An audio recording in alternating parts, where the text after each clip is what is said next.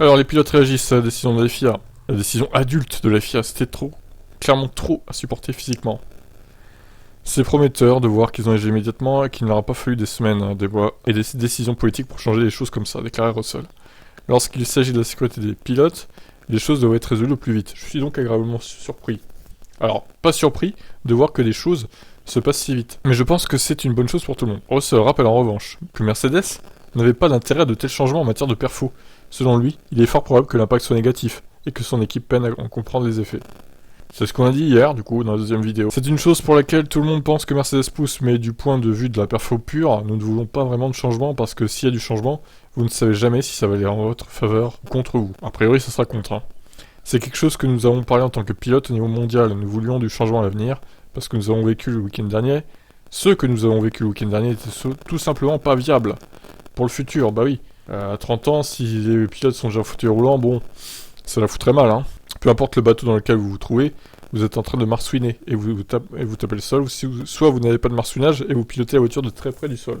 D'une manière ou d'une autre, c'était pas génial. Gasly, qui avait craint après Bakou que les pilotes ne terminent avec une canne avant leurs 30 ans, est heureux de que l'intérêt des équipes n'ait pas primé sur la santé des pilotes. Sans tenir compte de l'intérêt des équipes ou des voitures, nous disions tous que c'était vraiment clairement trop.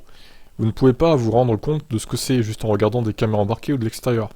Une fois que vous êtes au volant de la voiture et que vous vous faites frapper pendant 1h30 à 330 km/h, la perception est totalement différente. Une fois que vous avez réellement expérimenté ce que c'est. Nous sommes les mieux placés pour discuter de cette question et je suis heureux qu'ils aient compris que c'est un sujet sérieux pour nous tous à l'avenir. Nous ne sommes pas ici juste pour nous plaindre. Ce n'est pas comme si nous voulions nous plaindre de quelque chose. Nous ne sommes pas comme ça. Nous aimons le sport tel qu'il est. Nous essayons juste de le rendre meilleur et de le faire avancer. C'est une préoccupation pour notre santé à tous avant de la relier à une quelconque perfo.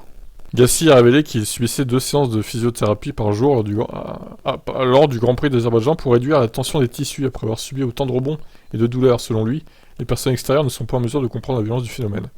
Gasly est comme Russell satisfait de voir que la FIA agit rapidement. Je suis heureux qu'ils prennent le problème au sérieux et qu'ils essaient de prendre des mesures aussi rapidement que possible. Bon bref, il se répète un peu là.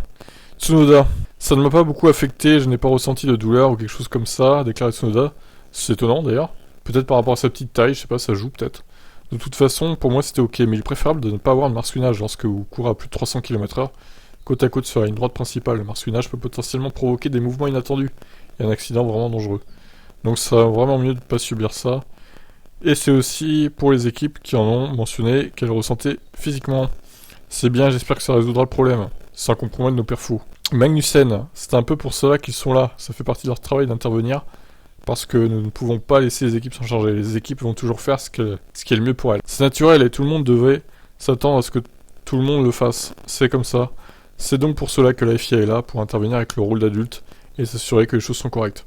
J'ai entendu l'histoire d'un pilote qui roulait dans les années 70 ou 80, lorsqu'ils avaient les mêmes problèmes de marsouinage et qui a dû quitter la Formule 1 parce qu'il avait trop mal au dos. Il s'agit donc d'un sujet sur lequel il faudra se pencher. Je suis sûr que la FIA et la Formule 1 font de leur mieux pour essayer d'arrêter ça. Bon, ben voilà, ils sont tous contents, hein. Bon, on n'a pas eu tous les pilotes non plus, on a eu 4-5, mais bon, globalement, ils sont satisfaits de la décision prise de la FIA.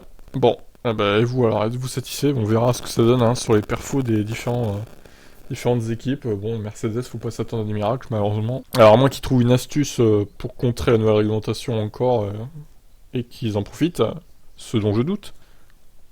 Et à mon avis, ils seront plus lents qu'ils ne l'étaient. Alors, ça veut pas dire qu'ils vont être 15e ou 16e, hein, je dis pas ça non plus. Mais peut-être que être les meilleurs des autres, ça sera plus difficile déjà. Parce que Alpine, eux, ils n'avaient pas vraiment de problème de marsouinage. Hein. Donc ça se trouve, ça va rien changer pour eux.